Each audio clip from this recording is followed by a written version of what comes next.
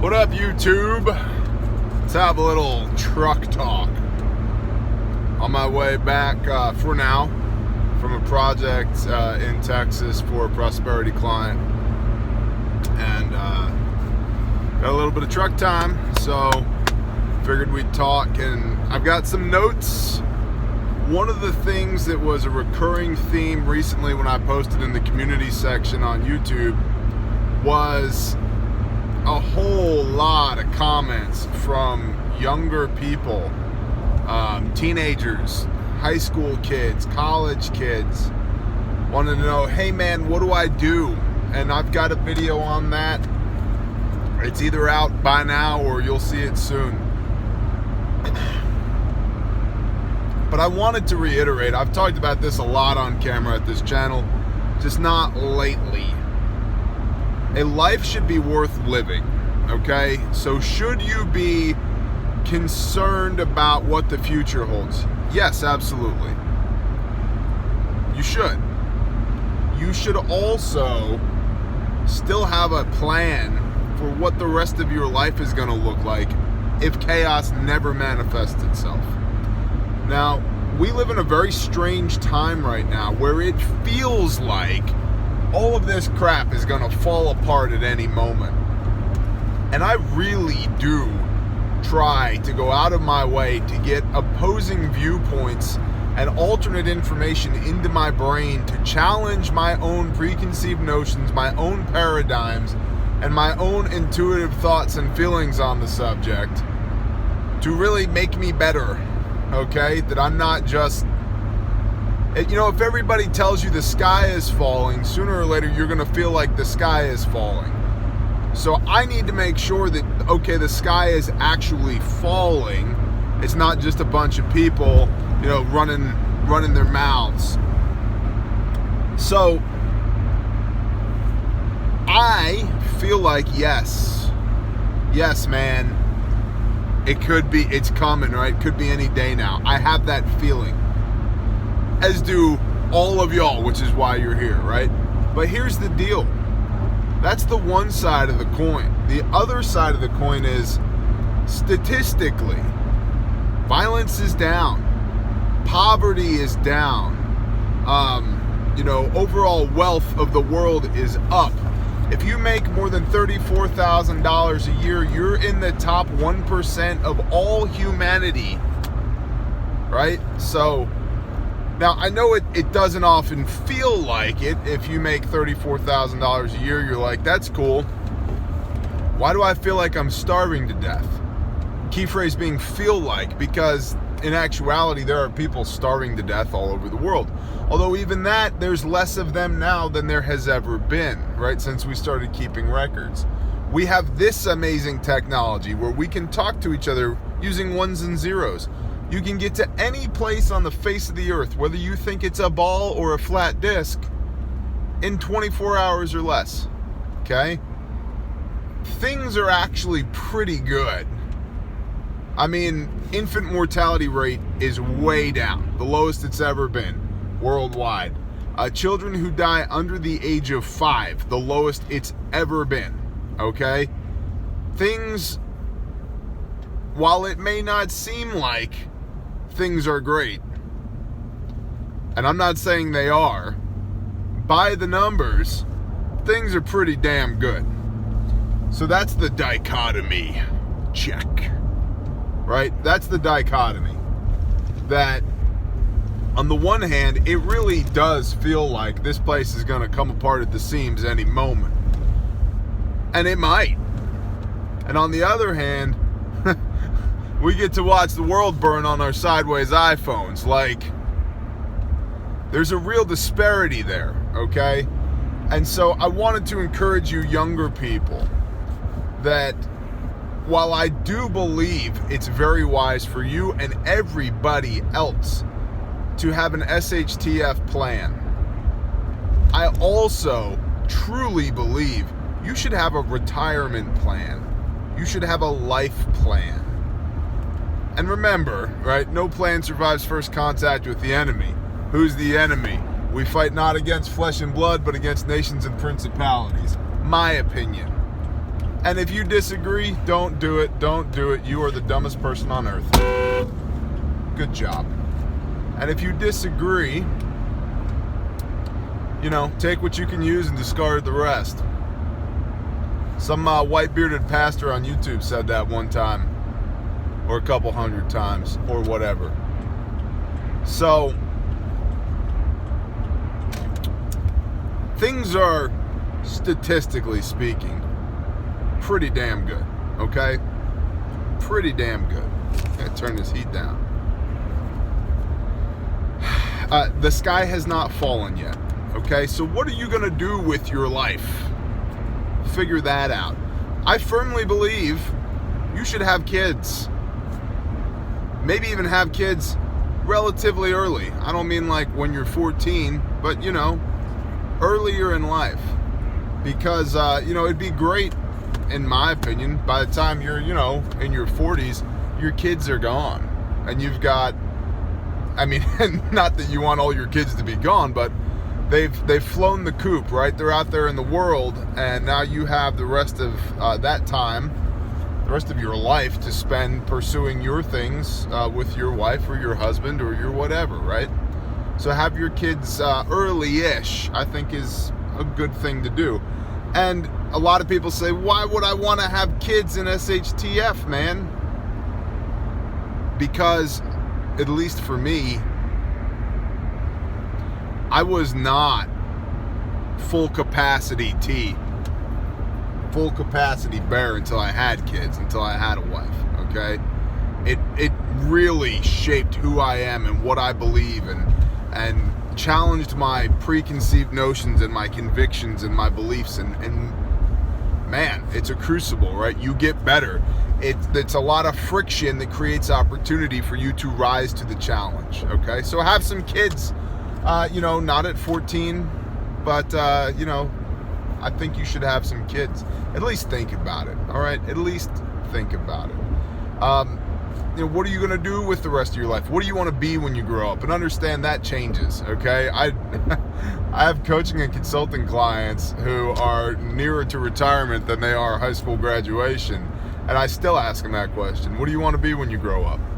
If you could wake up tomorrow and do anything, what would it be? And here's the thing. The answer to that question looks different at 18 and 25 and 37 and 48 and 52, okay? Because these are all phases. These are all periods of time in our life. So I would encourage you, if you're going to go to college, get a degree that's useful. And by that I mean, underwater basket weaving is not useful, okay? I would look hard at what industries are trending in the future going forward. And then get a degree in one of those fields. The STEM degrees, science, technology, engineering, and maths, I believe. STEM degrees are a good deal.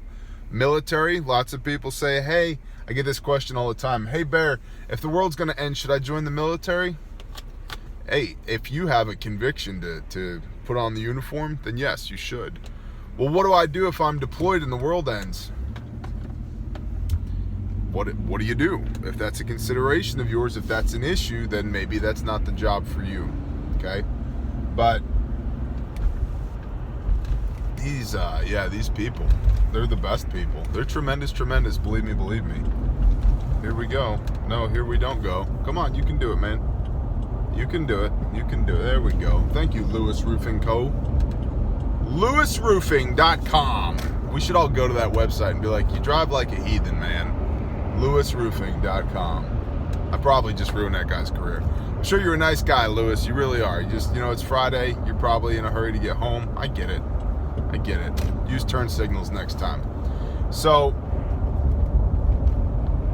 military. Maybe, man.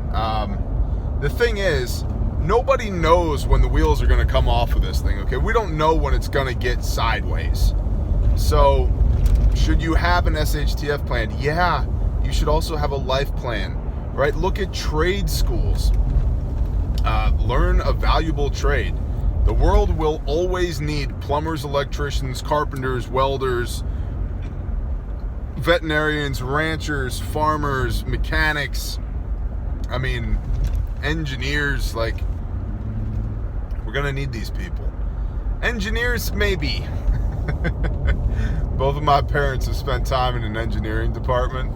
But I say this with all love. I've done a lot more as-builts than the average bear, meaning that, yeah, you had a great idea when you drew this thing out on paper, but it sucks in real life. What were you thinking? Right? So, but you do want, like, you need smart people. You need people who are mechanically inclined. You know, mechanical engineering, there's the thing, right? Hell, the world needs ditch diggers. It really does. And if that's your lot in life, be the best damn ditch digger or broom pusher you can possibly be. Right? But you need to have some kind of plan now. Do not give up on life, man. Do not just go, that's it, I'm checking out, the world's gonna end, I'm not playing the game. You need to play the game, and you need to play it well. And by learning how to play the game and learning how to play it well, it's, you know, Musashi and the Five Rings. Right? When you know the way broadly, you see the way in all things. I teach and preach this.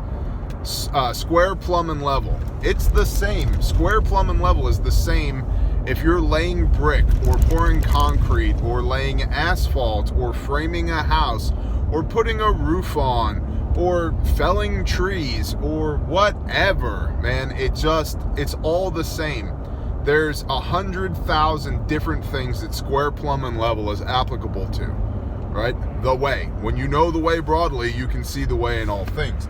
You get good at playing the game, these different games of life, you'll actually, and this is a Jordan Peterson thing, when you get good at playing the game, you'll actually get invited to play more games and play more often, which increases the number of opportunities that you'll have in life, which will increase the ability for you to have fulfillment and to get all the things, right? It'll increase your revenue so you can buy all the prepper things and get all the prepper training and have your own armory and food warehouse and your own, you know, freaking field full of the your purple alpaca response team animals, so forth and so on.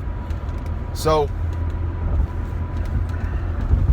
by opting out, right? If you decide right now that you're opting out, man, I'm just not going to play the game because the world's ending, bro. You miss out on a lot. Like there's so many life lessons that can be learned, life is a wonderful thing, man. You know, Gary Vee says, he says a lot of things, including all the 4-letter words, but one of Gary Vee's biggest things is you got a 400 trillion to 1 chance mathematically that you'd be a human being. So he's saying, listen, don't take this opportunity for granted. I would phrase it, and I think that's a powerful way of looking at it. I would phrase it as if, look, you get one go at this, okay? The Father didn't fearfully and wonderfully create you in His image and put you here in 4-dimensional space-time so that you could sit on your ass and wonder about what it is that you're supposed to do. Go forth and do. Go forth and do. Go swing your axe. Go get S done. Go do things. You know, a lot of people are like, T, I don't know what my purpose in life is. I don't know what I should do. Start doing. And in the process of doing, you'll learn, hey, I like doing this. I don't like doing that. Good. Pareto principle. Focus on the thing that you like doing, the 80-20 rule. You know, I coach people on this all the time, too. 3 overlapping circles. The thing that you like to do, the thing that you're good at doing, you know how to do it, and the thing that you're knowledgeable about. Okay? Meaning that where those 3 circles overlap, you know how to do it, you're knowledgeable about it, and you're good at doing it, or you like doing it. That's your sweet spot. Do something in there. And it might take you, I've had all the jobs. All of the jobs. Man, I'm just coming back from operating heavy equipment now as part of a preparedness consultancy. So, you know, somebody get the calculator out and figure out the probability on that one. But, I mean, I've poured concrete, I've dug ditches, I've run heavy equipment, I've put up power line, I've put up telephone line, I've baled hay, you know, I've loaded and unloaded semi-trailers, I worked in a warehouse, I worked in a food warehouse, I've done all kinds of federal government contracting, I've done consulting. I've done business development. I worked in a wood shop. I owned a tree business. I was a logger. I've done, dude, utility work, putting up wind turbines, networking. Back when, I remember when 100 megabit LAN came out, like that was the new hot stuff. You had to have that, man. Like, and crimping, what are they called? RJ45 connectors on the end of Cat5 cable. Like, I've done all kinds of things, right? I've worked in a freaking Wally's. I worked at Wally's in New City, New York at the ice cream shop. And I got fired from the ice cream shop because the owner was like, "Hey kid, you're fired." "Why am I fired?" He goes, "Because you don't look happy." "You don't look happy either. Get the hell out of here. You're fired." It's like, all right, 10-4, sir.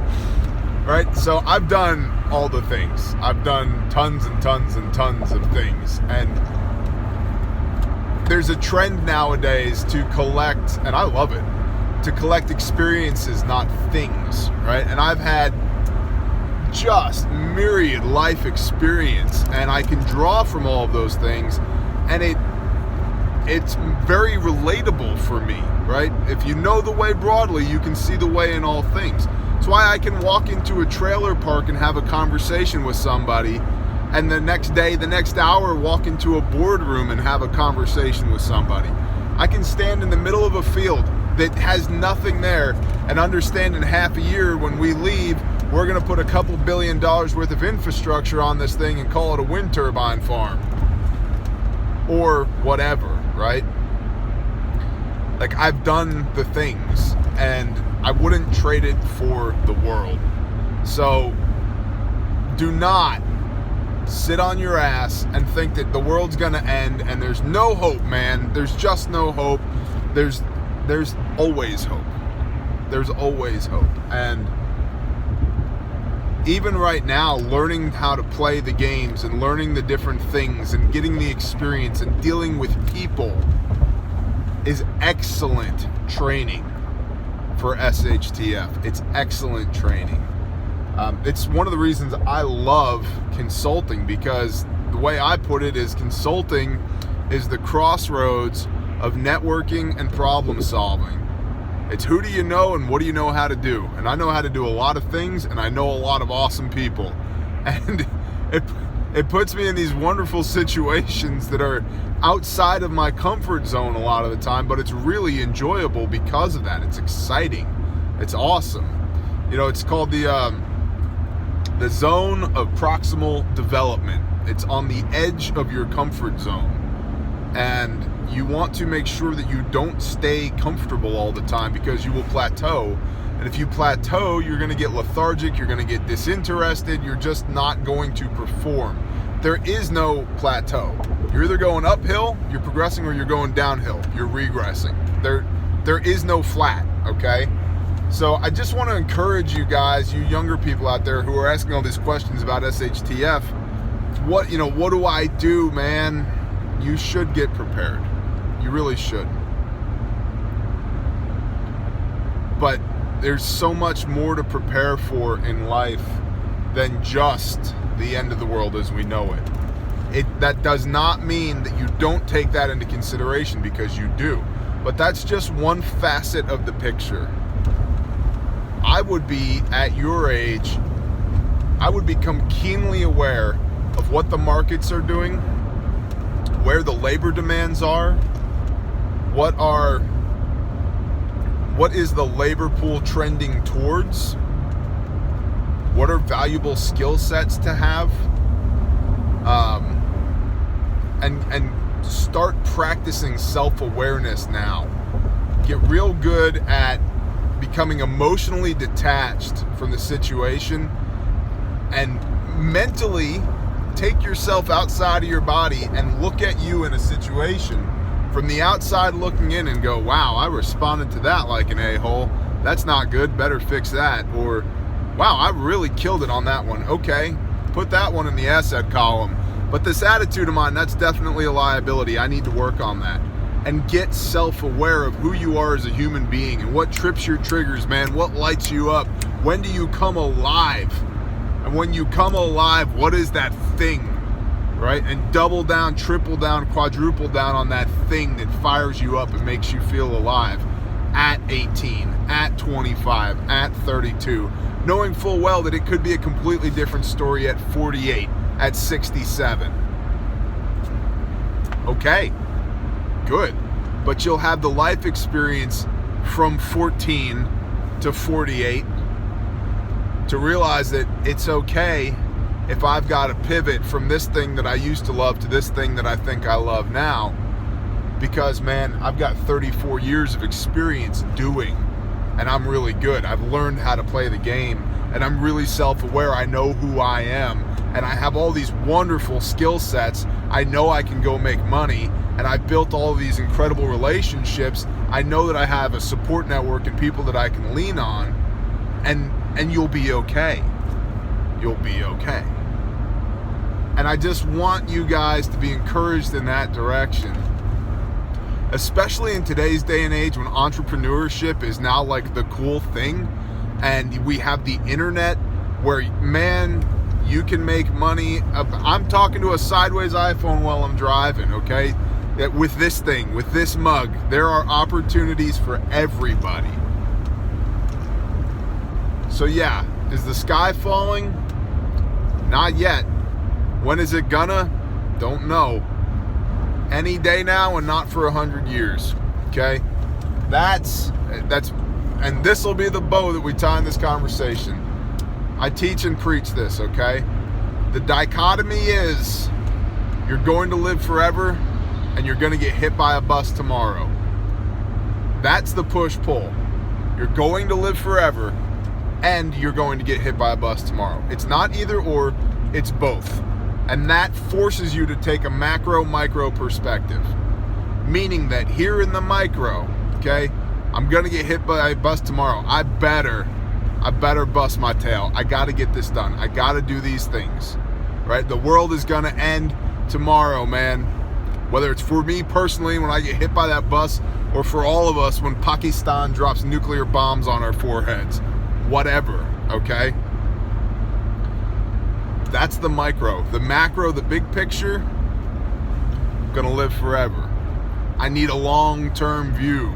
I need to make sure that in my prime earning years, I'm putting money up and making that money work for me, that I'm putting protections on my own personal liabilities, that I'm being responsible with my assets, that I'm building legacy for my people, that I'm putting the proper hedges around the things and the people who need them, that I'm being the best servant of my Creator that I know how, right? That I'm edifying and encouraging people in this long view. I have said many a time, you'd be amazed what a year will do in your life, how much change can be made in a year, right? And that's just 1 year out of the 150 that you're going to live with medical advancements as we know them now in this day and age. That's just 1 year. So it's the macro-micro. It's that push-pull. And ultimately, you have to win the micro. You have to win these little tiny engagements in life that are the battles that add up to the war. So if you don't win the micro, there is no macro. You can't breathe and have a long-term perspective if you're not crushing it in the micro, in this very moment. But if you crush it enough in this very moment, you can breathe for a hot minute and worry about the macro, or just pause and get some perspective on the macro. So we went all over the place on this talk, but I just wanted to encourage you youngsters out there, you little ugly ducklings that are just cracking out of your shells coming into the world going, WTF, man? Is China gonna, do I need to learn Chinese because we're all gonna be invaded in a couple of years? What's the deal? We have had threats to, human beings have had threats all around them since the dawn of man, okay? Since the moment Adam and Eve walked out of the garden, or whatever your particular interpretation is, don't care.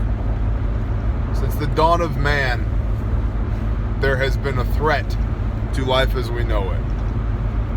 I think we've just become hyper aware here lately. So it doesn't mean that you don't meet that anxiety with action so that you can sleep at night because you're addressing those threats. But you also need to understand the threat that complacency in the macro represents if you don't learn to take life seriously, because Pakistan's going to put nuclear bombs right here. So I don't know if that helped anybody, but that's all I got. Shalom.